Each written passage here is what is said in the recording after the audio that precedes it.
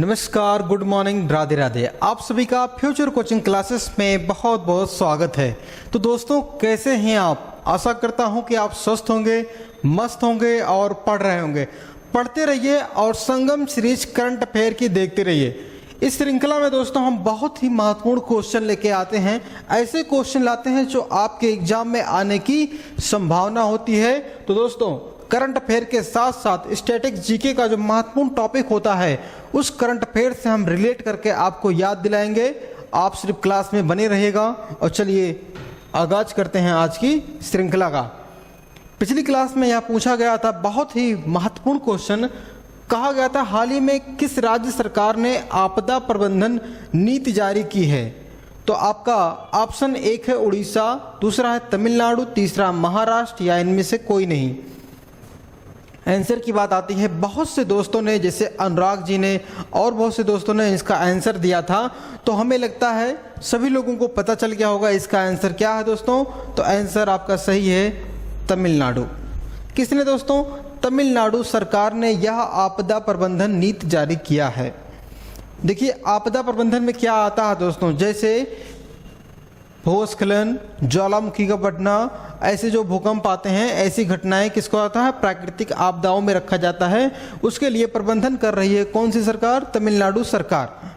वही बात की जाए दोस्तों, तमिलनाडु है कहाँ पे? तमिलनाडु का जो एरिया है दोस्तों, वह कहाँ पे आता है? हिंद महासागर जहाँ से स्टार्ट होता है वहाँ पे। जैसे आप समझिएगा, ये वाला एरिया जहाँ पे ये ख़त्म होता है, यहीं पे है तमिलनाडु। और तमिलनाडु का जो छोर है दोस्तों, कन्याकुमारी कहा जाता है। और कन्याकुमारी भारत के जो एरिया है, इंदिरा कॉल से लेके तमिलनाडु के बीच की दूरी मानी जाती है कौन सा? कन्याकुमारी है। ठीक है, यह माना गया सबसे लास्ट बिंदु है किसका? भूमि से, द्वीप से पूछा जाएगा तो इंदिरा पॉइंट है। इतनी बातें समझ गए आप। अब बात करते हैं दोस्तों तमिलनाडु राज्य के सीएम की बात। तो तमिलनाडु के वर्तमान में मुख्यमंत्री हैं दोस्तों M.K. स्टालिन। M.K. स्टालिन जी हैं, तमिलनाडु के मुख्यमंत्री हैं। वही बात की जाए दोस्तों तमिलनाडु के प्रमुख नदियों के बारे में, आइए आपसे चर्चा करते हैं। तो सबसे पहले आप लिखेंगे तमिलनाडु की नदियों में कौन सी नदी? कावेरी नदी। कावेरी नदी हो गई। उसके बाद दोस्तों वेल्लार नदी है। कौन सी है? वेल्लार नदी है।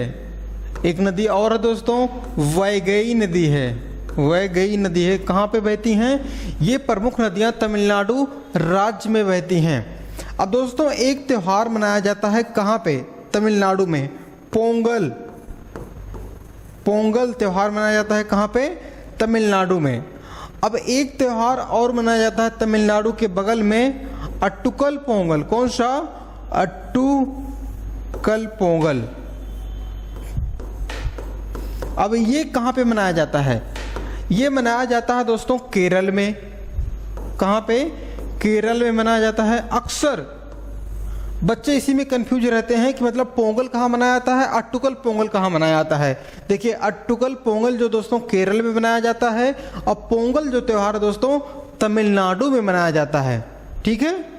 अब तमिलनाडु का एक जो नृत्य है दोस्तों, भारतनाट्यम है। किसका है?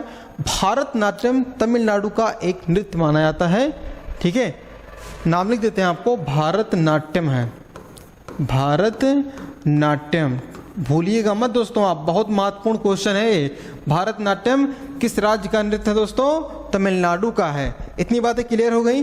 तमिलनाडु की स्थापना बहुत पहले हो गई थी, 1773 के समथिंग में। ठीक है, इतनी बातें क्लियर। अगले क्वेश्चन पे चलते हैं। क्वेश्चन पहला है, आज की श्रृंखला का पहला क्वेश्चन है। तो कहा गया है, हाल ही में रूस ने किस देश में परमाणु हथियार तैनात करने की घोषणा की है? तो आपका ऑप्शन एक है यूक्रेन, दूसरा जापान, तीसरा बेलारूस या दक्षिण अफ्रीका। अक्सर जो लोग करंट अफेयर डेली नहीं पढ़ते हैं तो इस क्वेश्चन में कंफ्यूज हो जाएंगे, क्योंकि दोस्तों आपको लगेगा यूक्रेन होगा, क्योंकि यूक्रेन से विवाद चल रहा है रूस का। लेकिन ऐसा नहीं है। ठीक है, ठीक है, ऐसा नहीं है। बेलारूस है। बेलारूस के पास में यह हथियार तैनात करने की घोषणा की है। किसने? रूस देश ने। तो आइए देखते हैं बेलारूस है कहाँ पे।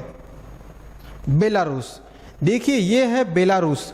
बेलारूस यहाँ पे देखिए यूक्रेन है, यूक्रेन के बगल में है रूस, यहाँ पे इसे स्थित है, और बेलारूस भी उसी के बगल में स्थित है।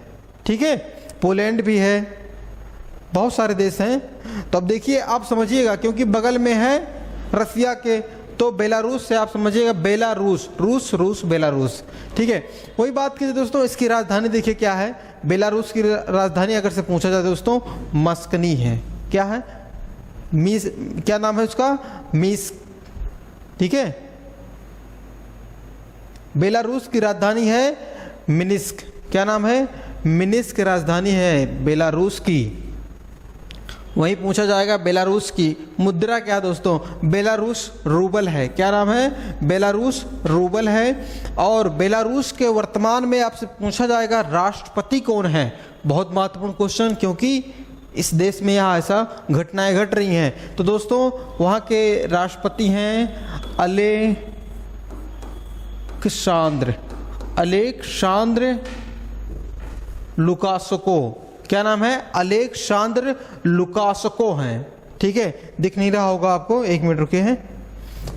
अलेक्सांद्र लुकाशेंको हैं, आप देखिए हम अंडरलाइन कर दे रहे हैं, यहाँ पे स्थित है वहाँ के राष्ट्रपति का नाम। इतनी बातें क्लियर हो गई। चलिए हम अपने अगले क्वेश्चन पे चलते हैं। क्वेश्चन दूसरा है, कहा गया है हाल ही में रिलायंस इंडस्ट्रीज ने किसे अपना CFO, CEO नहीं कहा गया है, CFO नामित किया है? तो आपका ऑप्शन एक है मोहित जोशी, दूसरा है श्रीकांत वेंकटाचारी, तीसरा है सिद्धार्थ मोहंती, या इनमें से कोई नहीं। तो दोस्तों ये देखिए श्रीकांत वेंकटाचारी हैं। ठीक है, इन्हीं को CFO बनाया गया है। किसने? रिलायंस इंडस्ट्री ने। ठीक है, जियो नहीं कह रहा है, रिलायंस इंडस्ट्री ने। वही बात की जाए, रिलायंस इंडस्ट्री की स्थापना कब हुई थी दोस्तों? बहुत महत्वपूर्ण क्वेश्चन है। 1958 में रिलायंस इंडस्ट्री की स्थापना हो गई थी दोस्तों। ठीक है, कहाँ पे हुआ था? महाराष्ट्र में हुआ था। और रिलायंस इंडस्ट्री के CEO कौन हैं? मुकेश अंबानी जी हैं। कौन है? CEO मुकेश अंबानी हैं। CFO श्रीकांत वेंकटाचारी जी हैं। इतनी बातें क्लियर हो गई। बहुत महत्वपूर्ण क्वेश्चन था, आंसर भी आपका हो गया दूसरा। तीसरे क्वेश्चन पे चलते हैं। बहुत ही महत्वपूर्ण क्वेश्चन यह भी है, कहा गया है किस सरकारी बैंक ने रूस के प्रोजेक्ट में अपनी क्या दिया है? हिस्सेदारी SBI को बेची है। अपनी जो हिस्सेदारी है SBI को बेच दी है प्रोजेक्ट में।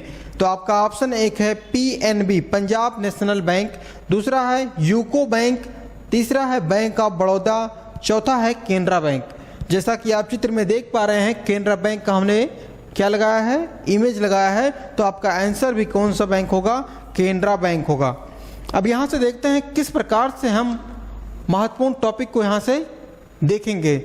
सबसे पहले आपसे पूछा जाएगा पंजाब नेशनल बैंक की स्थापना कब हुई थी दोस्तों? तो PNB की स्थापना हुई थी 19 मई कब दोस्तों? 1894 में PNB की स्थापना हुई थी, बहुत पहले हो गई थी।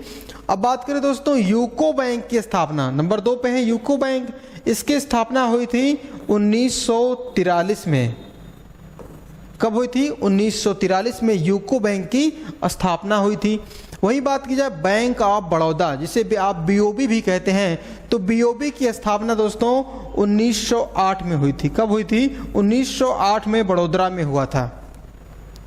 केनरा बैंक जो आपका आंसर है, तो उसका अगर से स्थापना पूछता है तो आप भूलिएगा मत दोस्तों, 1906 में केनरा बैंक की स्थापना हुई थी। किस बैंक की? केनरा बैंक की स्थापना 1906 में हुई थी। अब बात आती है दोस्तों बैंकों का बैंक किसे कहा जाता है? RBI। तो इसका स्थापना दोस्तों कब हुआ था? 1935 में हुआ था। और RBI का राष्ट्रीयकरण कब हुआ था? 1949 में हुआ था। इतनी बातें आप भूलेंगे नहीं। ठीक है, बहुत महत्वपूर्ण क्वेश्चन था, आपका आंसर भी सही हो गया, केनरा बैंक। चलिए अगले क्वेश्चन पे चलते हैं। क्वेश्चन चौथा है, कहा जा रहा है अरावली ग्रीन वॉल प्रोजेक्ट का उद्घाटन किसने किया?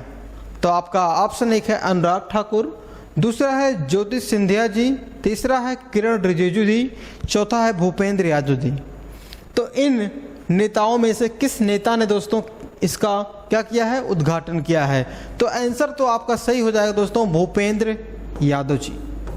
भूपेंद्र यादव जी के बारे में अगर से बात करें दोस्तों, या दोस्तों केंद्रीय पर्यावरण जलवायु परिवर्तन मंत्री हैं। केंद्रीय पर्यावरण जलवायु परिवर्तन मंत्री कौन है, भूपेंद्र यादव जी हैं, जिन्हीं के द्वारा देखिए यह काम शुभारंभ किया गया है, ग्रीन वॉल जो प्रोजेक्ट है अरावली।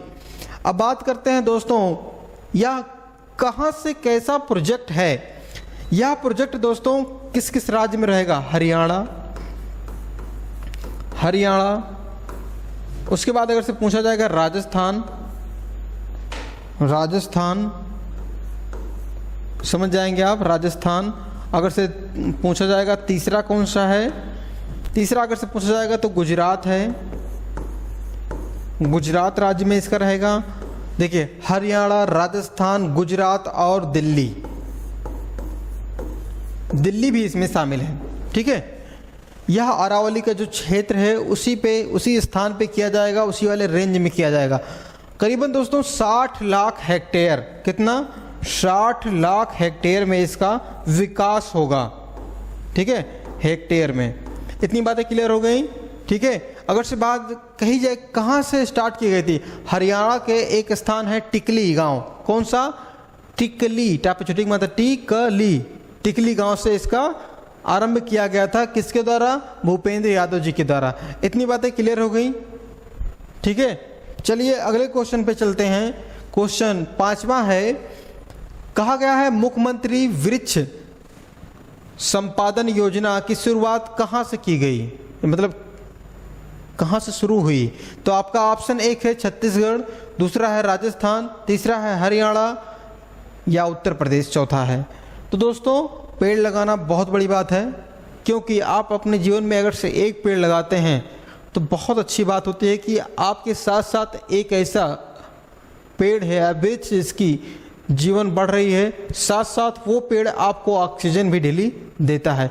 वह आपको कभी भी कर्ज जो होता है ना कि आप एहसान लाद दिए हैं उसके ऊपर, नहीं होगा, क्योंकि वह अपना कर्ज उतारता रहता है डेली, आपके साथ साथ आपके परिवार के, आपके लोगों की क्या करता है, ऑक्सीजन देता है। पेड़ बहुत इंपॉर्टेंट होता है, पेड़ों को काटना नहीं चाहिए। तो ठीक है, यह वृक्ष संपादन योजना की शुरुआत की गई है दोस्तों। आंसर तो आपका हो जाएगा छत्तीसगढ़। कौन सा, छत्तीसगढ़। ठीक है, ठंडी छांव न मिल पाएगी अगर पेड़ नहीं लगाओगे। ठीक है, छांव नहीं मिल पाएगी क्योंकि गर्मी का समय है, पेड़ लगाइए। चलिए आंसर तो आपका सही हो गया। अब बात करते हैं दोस्तों छत्तीसगढ़ के मुख्यमंत्री कौन हैं। सीएम की बात की जाती है दोस्तों, भूपेश, क्या नाम है उनका, भूपेश बघेल जी हैं। ठीक है, भूपेश बघेल जी सीएम हैं कहाँ के, छत्तीसगढ़ राज्य के। और छत्तीसगढ़ राज्य की स्थापना कब हुई थी दोस्तों, 1 नवंबर सन 2000 को छत्तीसगढ़ राज्य की स्थापना हुई थी। किस राज्य से अलग किया गया था, मध्य प्रदेश राज्य से, एमपी से अलग हुआ था कौन, छत्तीसगढ़ राज्य।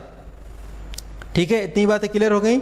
अब छत्तीसगढ़ के बारे में अगर से हम आपसे चर्चा करें दोस्तों, यह जनजाति बहुमूल्य क्षेत्र है, मतलब यहाँ पे बहुत सी जनजातियाँ पाई जाती हैं, जिनमें से दोस्तों अगर से पूछा जाए कौन कौन सी जनजातियाँ सबसे प्रमुख हैं, तो आप ध्यान देंगे, जैसे हमने क्या कहा, गौड़ जनजाति है, कौन है, गौड़ जनजाति है, और दोस्तों मुंडा जनजाति है, और खरवार जनजाति है। ये सब प्रमुख जनजातियाँ इस क्षेत्र में पाई जाती हैं। और करीबन दोस्तों हमने बताया ना 42 जनजातियाँ इस क्षेत्र में पाई जाती हैं।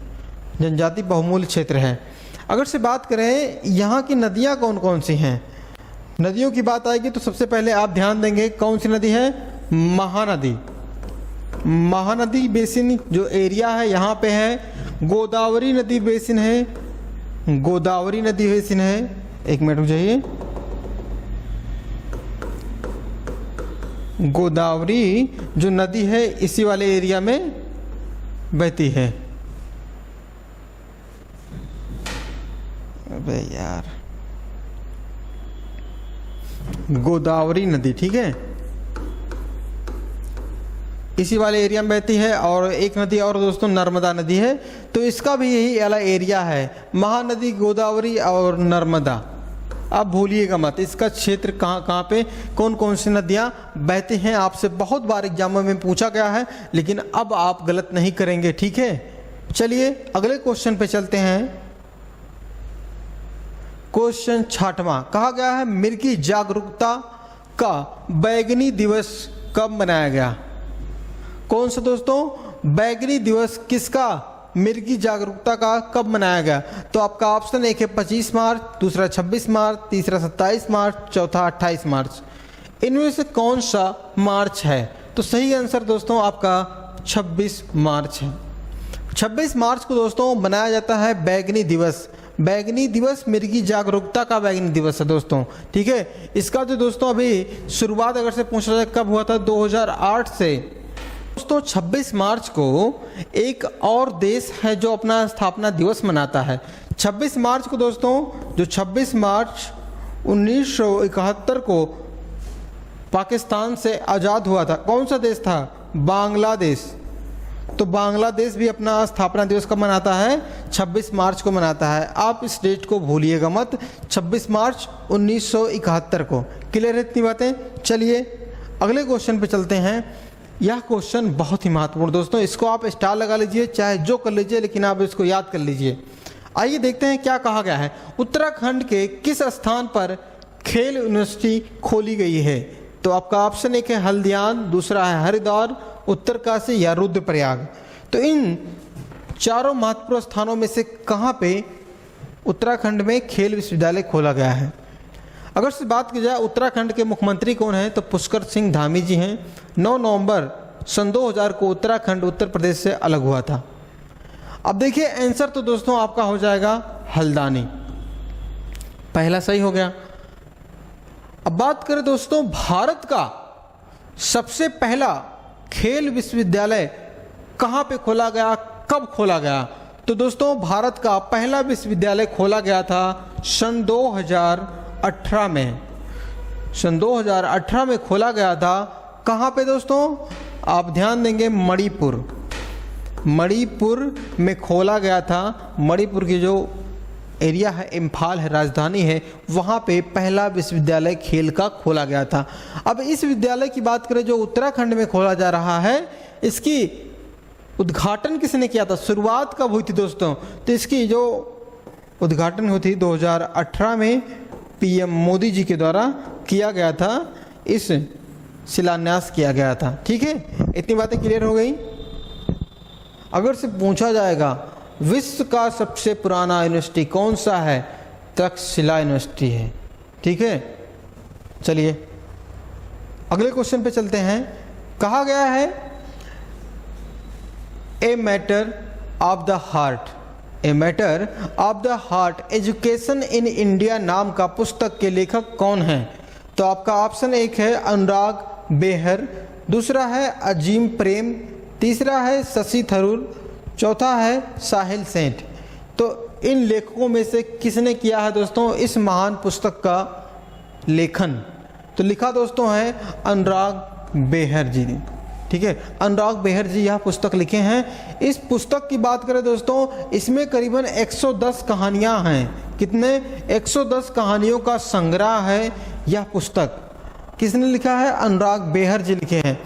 क्लियर है इतनी बात? अब दोस्तों एक व्यक्ति थे जिनका नाम था सलमान रुश्दी जी। सलमान रुश्दी जी ने अभी जल्द ही एक पुस्तक लिखी थी, क्या नाम था? विक्ट्री सिटी लिखी थी। क्या लिखी थी? विक्ट्री सिटी के नाम से एक पुस्तक लिखी थी सलमान रुश्दी जी, आप भूलिएगा मत। ठीक है, चलिए आंसर तो हो गया आपका ये। अब जो ये दोस्तों हैं अजीम प्रेम, जो नाम दिख रहा है आपको, अजीम प्रेम एक फाउंडेशन है जिसके सीईओ कौन है? अनुराग बेहर जी हैं। ठीक है, अजीम प्रेम एक फाउंडेशन है, विश्वविद्यालय भी है जिसने निर्माण कराया था इन्होंने। 9वां क्वेश्चन बहुत ही महत्वपूर्ण क्वेश्चन। यहाँ से हम क्वेश्चन अगर से आएगा तो हम किस प्रकार से बताएंगे क्वेश्चन बन सकता है। तो सबसे पहले कहा जा रहा है भारतीय वायुसेना और किस के बीच वायु प्रहार नाम का युद्ध अभ्यास आयोजित हुआ? तो आपका ऑप्शन है कि भारतीय सेना, भारतीय तटरक्षक बल, सड़क सीमा संगठन या इनमें से कोई नहीं। तो दोस्तों जो वायु प्रहार नाम का युद्धाभ्यास हुआ दोस्तों, इसमें भारत की वायुसेना भारतीय सेना ने शामिल हुआ है। भारतीय वायुसेना के साथ भारतीय सेना ने इसमें। आइए कुछ युद्धाभ्यास देखते हैं। जैसे पूछा जाएगा डेजर्ट नाइट, डेजर्ट नाइट किसके मध्य होता है? भारत और फ्रांस के मध्य होता है। आपको दिख नहीं रहा होगा लेकिन हम बता दे रहे हैं, आप भूलिएगा मत। जैसे एक प्रमुख और पूछा जाएगा, भारत और फ्रांस के मध्य एक और होता है जिसका नाम है गरुड़ युद्धाभ्यास। अगला पूछा जाएगा, इंद्र युद्धाभ्यास किसके मध्य होता है? भारत और रूस के मध्य में होता है इंद्र युद्धाभ्यास। अगला पूछा जाएगा शाहीन युद्धाभ्यास, भारत नहीं दोस्तों, चीन और पाकिस्तान के मध्य होता है। ठीक है, चलिए तो ये तो कुछ महत्वपूर्ण रही, आप इनमें से ध्यान दीजिएगा। आंसर तो आपका पहला सही हो गया है। देखिए, भारत और फ्रांस के मध्य डेजर्ट नाइट, गरुड़ भारत और फ्रांस के मध्य, इंद्र भारत और रूस के मध्य, हैंड इन हैंड अगर से पूछता है भारत और चीन के मध्य होता है। ठीक है, चलिए क्वेश्चन 10वें पे चलते हैं। बहुत ही महत्वपूर्ण क्वेश्चन है। कहा गया है हाल ही में विश्व मुक्केबाजी महिला मुक्केबाजी चैंपियंस 2023 में निकहत जरीन और लवलीना बोरगोहेन ने कौन सा मेडल जीता है? तो दोस्तों दोनों ही बहुत ही अच्छी बॉक्सर है दोस्तों। क्या जीती हैं? आपका ऑप्शन एक है गोल्ड, सिल्वर, ब्रोंज या इनमें से कोई नहीं।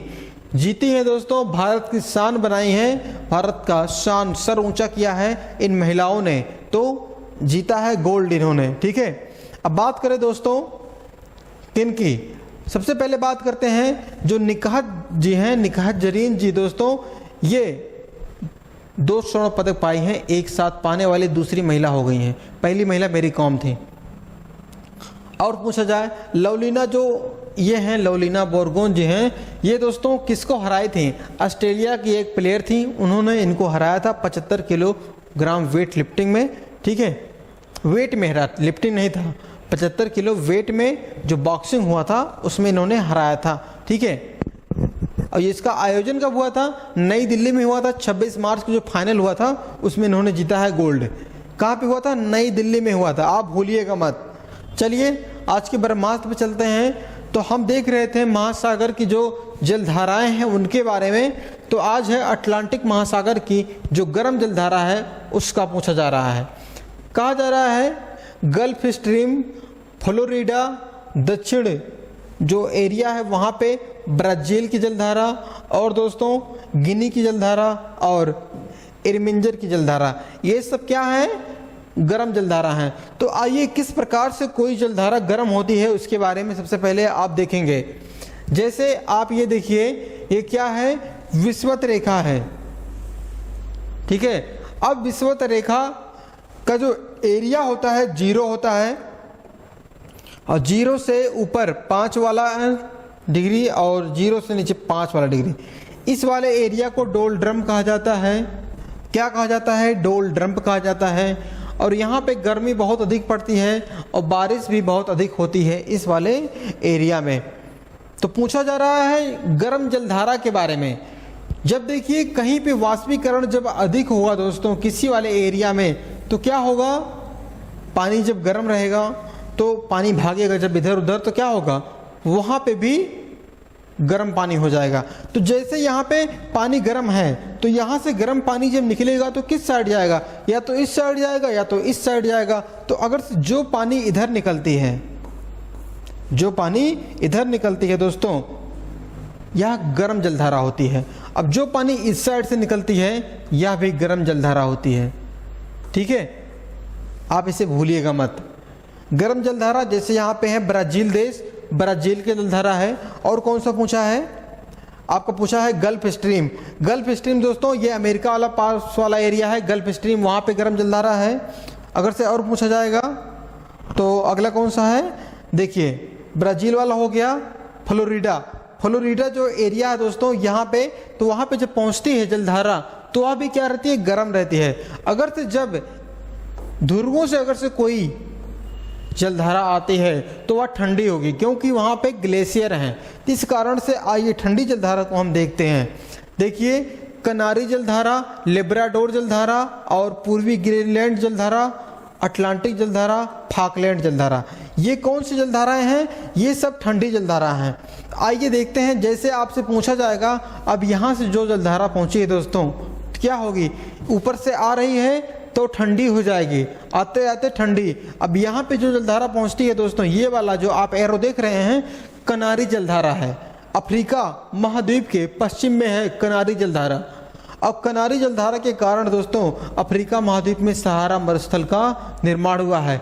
अब जहां कहीं भी ठंडी जलधारा रहेगी दोस्तों, बात को समझिएगा, जहां कहीं पे ठंडी जलधारा रहेगी वहां वाले एरिया में पानी नहीं बरसेगा। क्या नहीं होगा? पानी नहीं बरसेगा, जिसके कारण से वहां पे मरुस्थल का निर्माण हो जाता है। क्लियर है इतनी बात? अक्सर महाद्वीपों के पश्चिमी तट पर दोस्तों ठंडी जलधारा बहती हैं, जिसके कारण से अक्सर मरुस्थल कहाँ पे होते हैं? महाद्वीपों के पश्चिमी भाग में। क्लियर है इतनी बात है? ठीक है। अब देखिए, जब यहाँ पे जाता है कोई जलधारा है तो यहाँ जब पहुँचा तो ये भी ठंडी जलधारा हो जाती है। कनारी जलधारा समझ गए आप? सहारा मरुस्थल सबसे बड़ा रीजन है कनारी जलधारा के कारण। ठीक है, इतनी बातें। चलिए अगला देखते हैं, कौन सा कहा गया था। जैसे अंटार्कटिका है, जैसे हमने बताया, अगर से अंटार्कटिका हो चाहे जहाँ का भी, चाहे जहाँ से ध्रुवों से अगर से आता है, चाहे उत्तरी ध्रुव से या दक्षिणी ध्रुव से, ठंडा पानी आएगा तो दोस्तों गर्म पानी को ठंडा कर देगा, तो क्या होता है? तो वह पानी ठंडी जलधारा कहलाएगी। क्लियर इतनी बातें?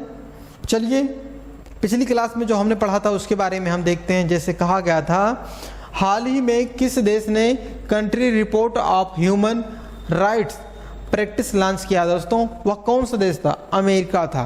ठीक है, आंसर क्या था? अमेरिका था। अगला क्वेश्चन था, हाल ही में किसने राष्ट्रीय फसल बीमा पोर्टल, जिसका नाम है दोस्तों डिजी क्लेम नाम का एक नया मंच दिया है दोस्तों, कौन व्यक्ति हैं? तो दोस्तों नरेंद्र सिंह तोमर जी हैं। कौन है? नरेंद्र सिंह तोमर जी हैं। अगला क्वेश्चन देखते हैं। क्वेश्चन तीसरा है बेहद ही महत्वपूर्ण, पिछली क्लास में बहुत ही महत्वपूर्ण क्वेश्चन था। कहा गया था सिनियाह द्वीप किस देश में स्थित है? जो सिनियाह द्वीप है दोस्तों कहाँ पे है? यूएई में है। चौथा नंबर क्वेश्चन है, कहा गया है किस राज्य सरकार द्वारा गंधमर्दन हिल रेंज को बायोडाइवर्सिटी हेरिटेज साइट में घोषित किया गया है? तो दोस्तों कहाँ पे है? उड़ीसा में दोस्तों यह हिल रेंज में शामिल कर दिया गया है बायोडाइवर्सिटी को। क्वेश्चन पांचवा है, कहा गया हाल ही में सोलर डायनेमिक ऑब्जेक्ट ने सूर्य के कोरोनल होल की खोज की है। तो दोस्तों नासा, अमेरिका की स्पेस एजेंसी का नाम है नासा, इंडिया की स्पेस एजेंसी का नाम है इसरो, एलोन मस्क की स्पेस एजेंसी का नाम है स्पेस एक्स। अगला क्वेश्चन है, एनजीटी रामसर स्थलों की सुरक्षा में विफल रहने के कारण 10 करोड़ रुपए का जुर्माना लगाया गया, किस राज्य में है दोस्तों? रामसर साइट था। तो यह केरल राज्य का रामसर साइट था, जिसके ऊपर 10 करोड़ रुपए का जुर्माना लगाया गया। कहा गया है विमेंस प्रीमियर लीग 2023 का खिताब किसने जीता है? बहुत ही महत्वपूर्ण क्वेश्चन है दोस्तों, जिसे WPL भी कहा जाता है। क्या कहा जाता है? WPL। यह समाप्त हो चुका है। कौन जीता है इसके बारे में अगली क्लास में हम बताएंगे, लेकिन अगर से आपको पता है तो आप जरूर बताइएगा। तो कहा क्या गया है ऑप्शन में? Mumbai Indians, royal challenge Bengaluru, अगर से पूछा जाए गुजरात या यूपी वॉरियर्स।